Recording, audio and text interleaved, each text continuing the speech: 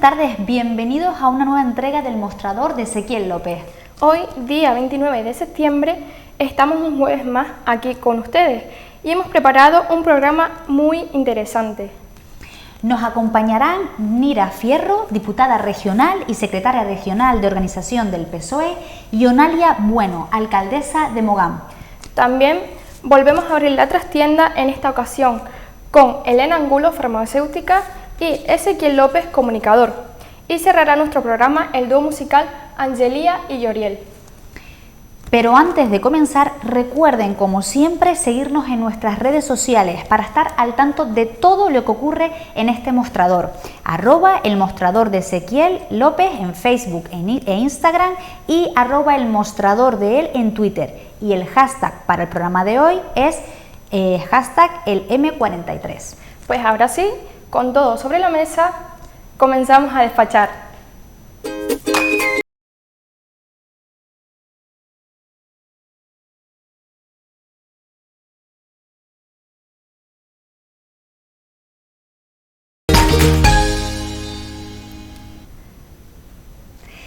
Bueno, pues hoy recibimos en los estudios de Canal 4 Televisión a la persona que le otorgan el número 2 del PSOE en Canarias. Ella es parlamentaria, presidenta del Grupo Parlamentario Socialista y secretaria de organización, elegida en el 14º Congreso del PSOE de Canarias.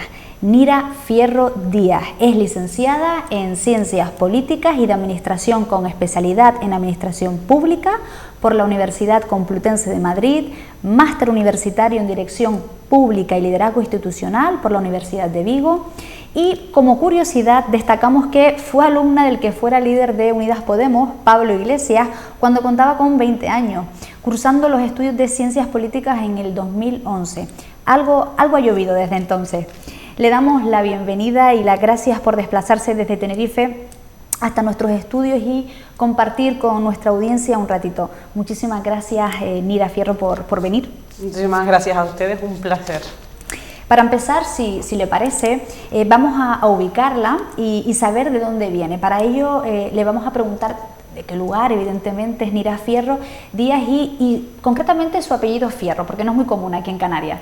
No es común y vengo de un municipio del norte de la isla de Tenerife, Tacoronte, un municipio de agricultura, de pesca, que es, lo siento mucho, pero es el más bonito del mundo, ¿no?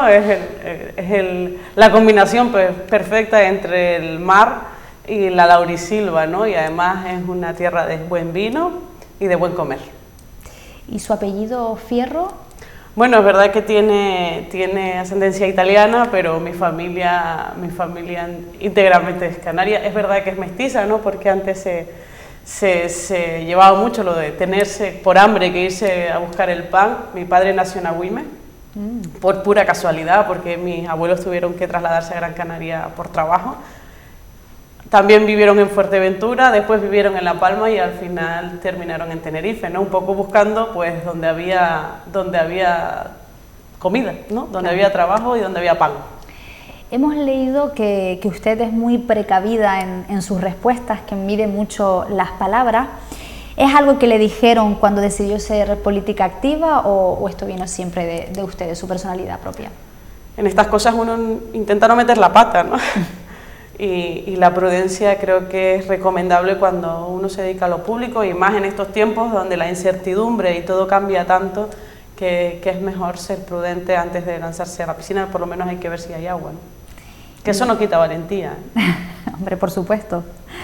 ¿Y en qué, bueno, hablaba de su familia anteriormente, qué lugar ocupa su familia en este caso y le puede dedicar todo el tiempo que le gustaría y evidentemente también sus amigos? ¿Qué tiempo puede ocupar en este caso sus amigos en su vida? Bueno, la centralidad absoluta, ¿no? La familia yo creo que es, y los amigos, lo meto todo en el mismo saco porque la familia y los amigos es lo que te pone los pies en el suelo, lo que te va de un poco de todo el día a día, de la mochila, de la carga diaria. Es verdad que poco tiempo le puedo dedicar, especialmente a mis sobrinos, que yo creo que son a los más que echo de menos, ¿no? Que tengo 3 sobrinos pequeñitos y cada vez, ayer anoche hablé con uno de ellos y me decía, ¿pero dónde estás hoy, tía? ¿No?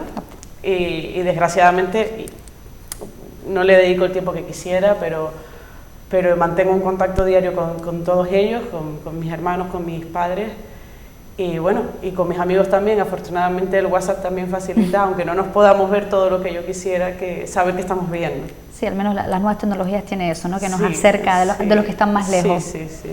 Y por cierto, el haber, como comentábamos antes, el haber compartido estudios con Pablo Iglesias, ¿afectó en positivo en algo? ¿Le ayudó a elegir su camino político? O bueno, simplemente un profe más. Mal, no, o sea, yo creo que le fue mal, porque si pretendía que acabara en Podemos estaba equivocado, ¿no? Pero bueno, al final no deja de ser una curiosidad de una época muy convulsa en este país, que pudimos aprovechar mucho en una universidad ideológicamente muy marcada, con muchas vivencias, y al final, bueno, pues pude aprovechar unos muy buenos años en la universidad, no solo para sacarme la carrera, sino la intensidad política de los años de la crisis, de la creación de Podemos, aquellas elecciones europeas, pues vivirlas en primera persona en esa facultad fue un lujazo, ¿no? Y después de este preámbulo personal, si le parece, Mirafierro, nos metemos ya en materia política. ¿Qué le parece el llamado Pacto de las Flores? ¿Está usted contenta o volverían a repetirlo? En 2019 en Canarias se produjo el cambio político, las 4 formaciones políticas progresistas llegamos a un acuerdo de gobierno, entendíamos Canarias en ese momento de una manera similar, yo siempre lo digo, si lo hubiéramos entendido igual, hubiéramos ido en misma lista electoral, no fue el caso, pero teníamos todos el sentir del cambio en Canarias después de 26 años de presidencia de Coalición Canaria, que se ha mantenido durante estos 3 años y que tiene una vocación de futuro también clara, ¿no? Como seguimos compartiendo las mismas inquietudes sobre Canarias y también las soluciones. Era importante este oxígeno en la política canaria porque nos habíamos acostumbrado a una manera de hacer política que nos llevaba lastrando a los peores datos en todos los ámbitos sociales de las últimas décadas, ¿no? Y décadas. Por lo tanto, había que demostrarle y había que hacer ver a la ciudadanía con un buen proyecto político y con un cambio de gobierno que era posible otras maneras de entender Canarias que la que estamos viendo, que es la del entendimiento y de la apuesta por los servicios públicos, ¿no? Justo antes nombraba Coalición Canaria y hemos leído que no le ha gustado nada las últimas intervenciones en el Congreso de la diputada por Coalición Canaria, Ana Oramas, pidiéndole más serenidad y altura política. ¿Por qué? Y ya también te sigo, ¿qué le parece tenerla para las próximas elecciones como candidata al Parlamento Canario?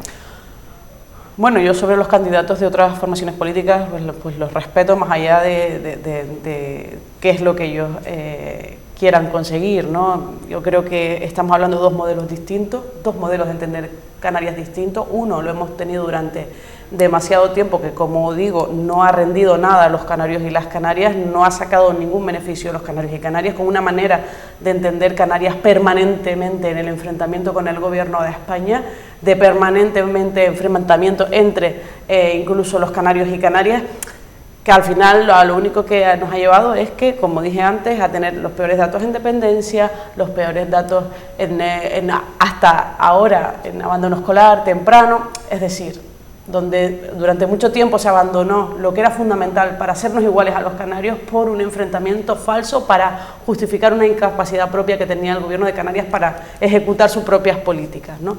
Por lo tanto, ahora mismo estamos en periodo preelectoral y cada uno utiliza las mañas que quiere. Yo entiendo que Coalición Canaria está tan desesperada que recurre constantemente al griterío sin poner ninguna solución para Canarias, ¿no? Y situándose a la derecha del Partido Popular, en ocasiones hasta con discursos cercanos a la extrema derecha que son absolutamente preocupantes. Por eso le he pedido a Coalición Canaria altura de miras. Afortunadamente Canarias es más que Coalición Canaria los que se arrogan el sentir del canarismo, que no es así, porque todos afortunadamente somos igual de canarios, ¿no? Y defendemos esta tierra por encima de muchísimas cosas. La cuestión es cómo lo hacemos y lo que conseguimos unos y lo que consiguen otros. Los datos de empleo en las islas no dejan de ser fluctuantes, existen buenas noticias, pero sigue habiendo colas en las diferentes ONGs para recibir ayuda que no paran de crecer, y además con nuevos perfiles, han nacido nuevos perfiles, ahora personas que no llegan a final de mes con un sueldo.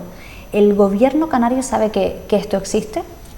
Bueno, sabe que existe y además toma medidas. Hoy mismo ha habido consejo de gobierno donde se han anunciado medidas, precisamente, por ejemplo, en la isla de La Palma, ¿no? La prórroga de ciertas medidas lo ha hecho durante todo este tiempo. El gobierno de España hoy mismo saca un paquete de medidas fiscales para aliviar el bolsillo de tantas y tantas familias que están en un tramo de salario muy concreto, que es la mayoría social, que es la clase media y trabajadora, como también lo ha hecho poniéndole un tope a la bombona de butano que compramos todos, que hemos visto también cómo se ha incrementado exponencialmente, poniendo 400 euros de becas, de complemento a las becas a los estudiantes para terminar este año, porque los precios están subiendo y es una evidencia. Por lo tanto, el Gobierno de España, el Gobierno de Canarias no solo son conscientes de esta situación, sino que intenta poner remedio a esta situación.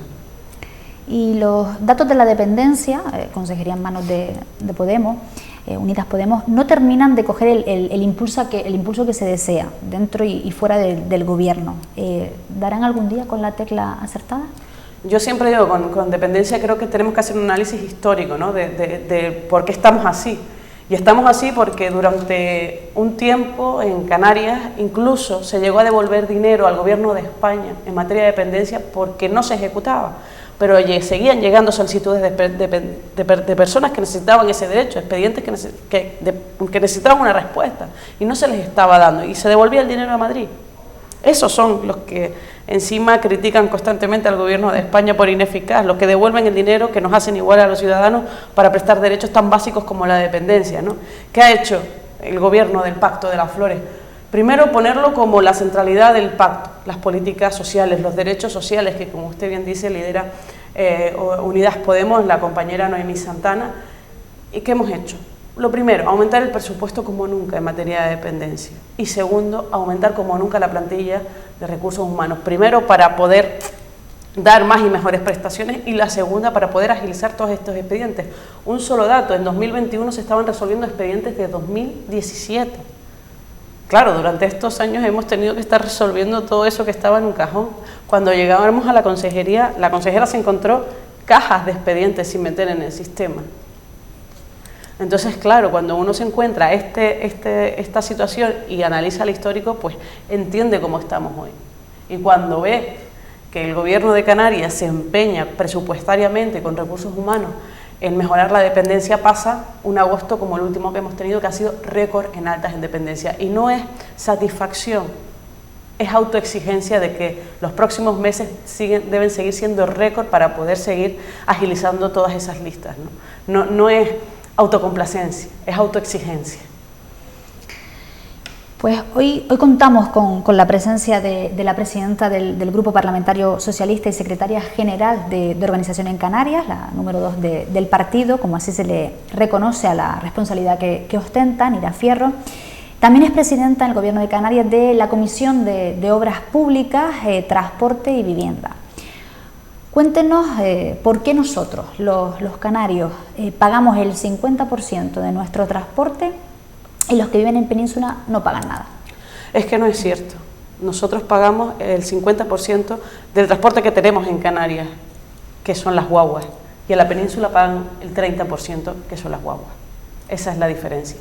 Canarias es la comunidad autónoma que más beneficiada se ve por inversión por viajero de la medida del Gobierno de España, otra de las medidas del Gobierno de España que financia el transporte público, es de las comunidades autónomas que más beneficiada se ve por viajero y evidentemente en una situación distinta al resto de la península, ¿no?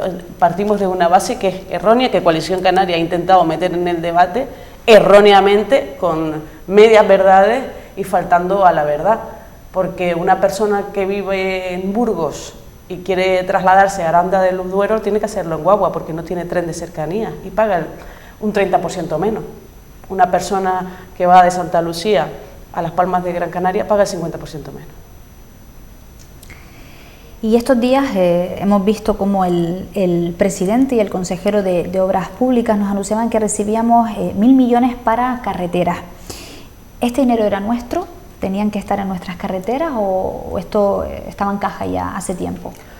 Es un dinero que era nuestro, que nos debía el Gobierno de España por un incumplimiento del Gobierno de Mariano Rajoy, una sentencia de carreteras donde el Partido Popular, en su tónica habitual, retira fondos a Canarias de forma unilateral, que es condenado al Gobierno de España y nos tiene que, nos tiene que saldar esa deuda que tenía con nuestra tierra.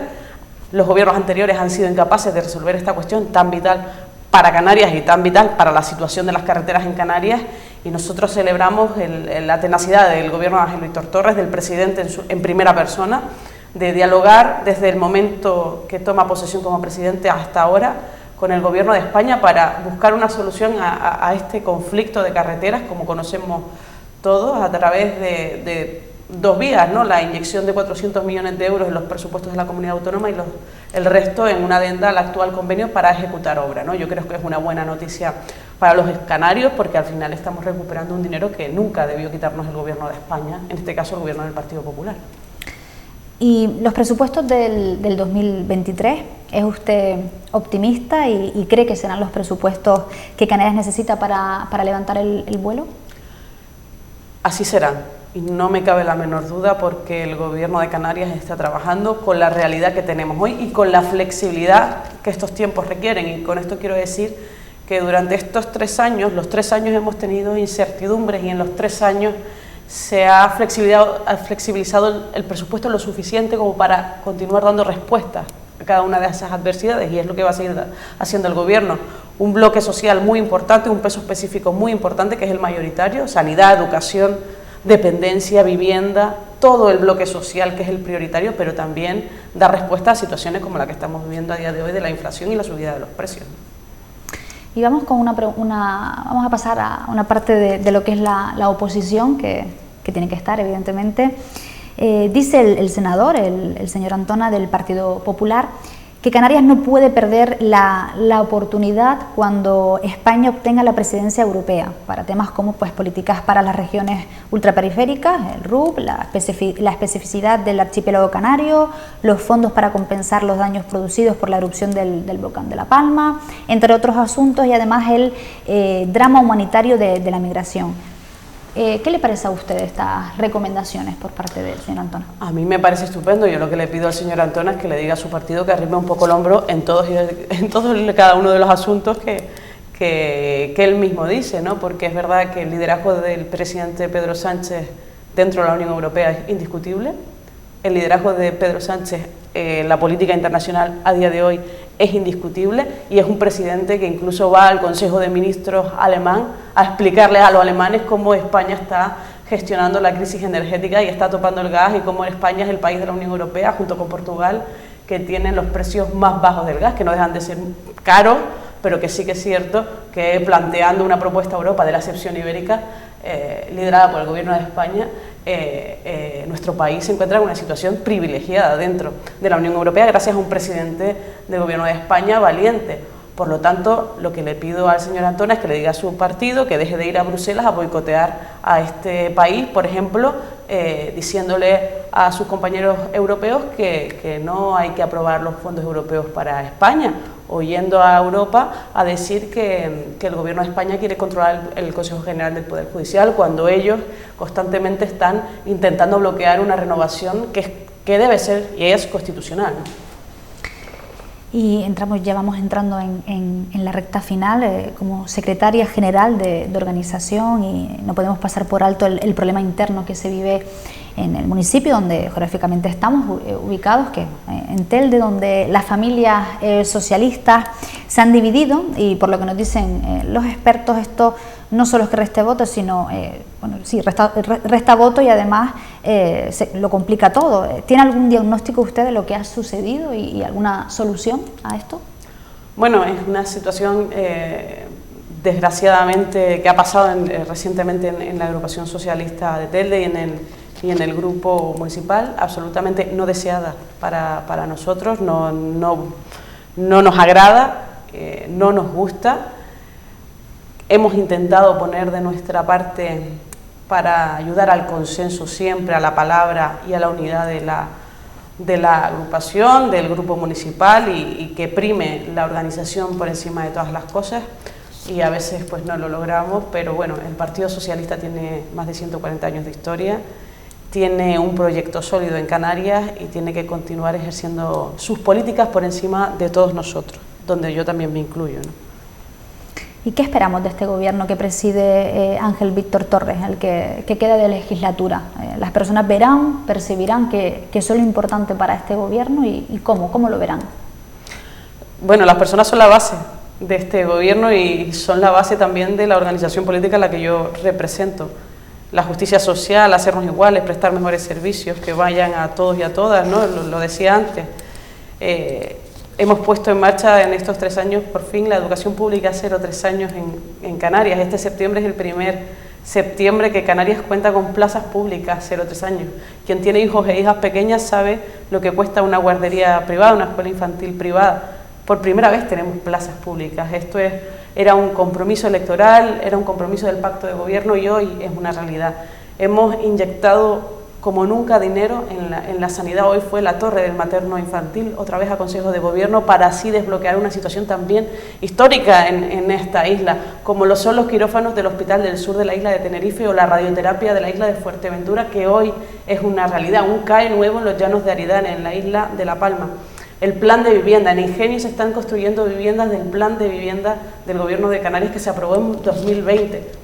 Son cuestiones que estaban olvidadas o no se tenía importancia, como la dependencia, la vivienda, que estaban en el cajón del olvido del Gobierno de Canarias, y hoy son absolutas prioridades, porque son prioridades para la ciudadanía, por lo tanto son prioridades para el Gobierno, ¿no? Y las ves en marcha, y queda poco tiempo, y lo que estamos sembrando hoy lo veremos en los próximos años, como ha habido un cambio absoluto en las prioridades de las agendas políticas y públicas, ¿no? Y nos queda por delante ahora mismo sacar otra de las esencias del Gobierno, que es la Ley Canaria de Cambio Climático, que está en el Parlamento de Canarias, que transformará la concepción en la que entendemos nuestras islas. Es una prioridad de la ciudadanía la sostenibilidad ambiental, lo es también para los socialistas, por eso hemos impulsado esta ley, que generará un tipo de empleo distinto, que nos ayudará a relacionarnos con el entorno de otra manera.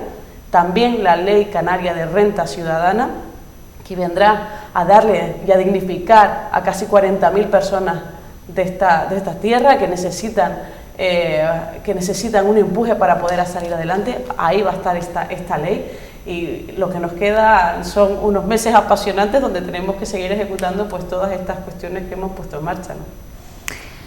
Pues Nira Fierro, presidenta del Grupo Parlamentario Socialista y secretaria regional de organización del Partido Socialista Canario, muchísimas gracias por atendernos, por su respeto y consideración a los medios insulares. Muchísimas gracias. Gracias a ustedes, un placer, y nos veremos pronto seguro. Espero. Y nosotros pues nos vamos al bloque de publicidad, y recuerden que a la vuelta tenemos aquí a la alcaldesa de Mogán, a doña Eunalia Bueno. Nos vemos ahora.